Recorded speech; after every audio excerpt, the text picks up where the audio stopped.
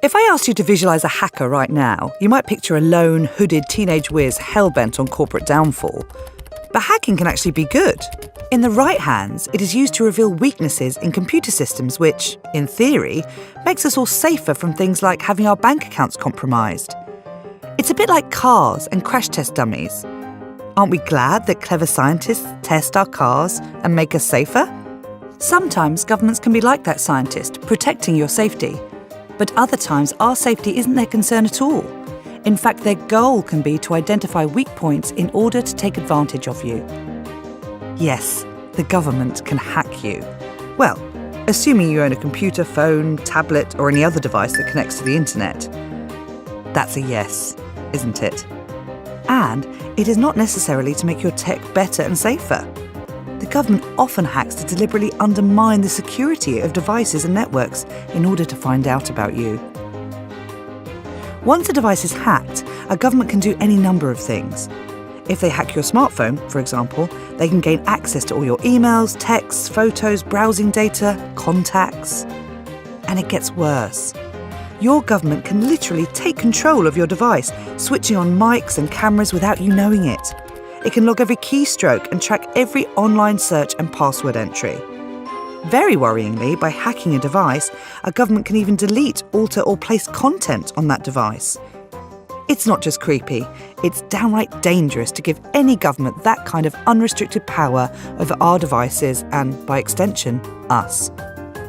You may think if you've done nothing wrong, you won't get hacked. If only. For one thing, not every government hacking technique targets known and specific devices and people. A watering hole attack, for example, could infect your computer if you happen to visit a website where the government has deliberately placed nasty malware. Government hacking also undermines confidence in the security of the internet. For example, governments use phishing, with a PH, not an F that is, to trick people into opening an email containing a link or attachment infected with malware by pretending to be a friend or by spoofing commonly used services like news sites or social media networks. A security vulnerability used by one government agency could also be exploited by other governments and even criminals. Moreover, because millions of people use the same hardware and software, that vulnerability can be used to access many other people's devices.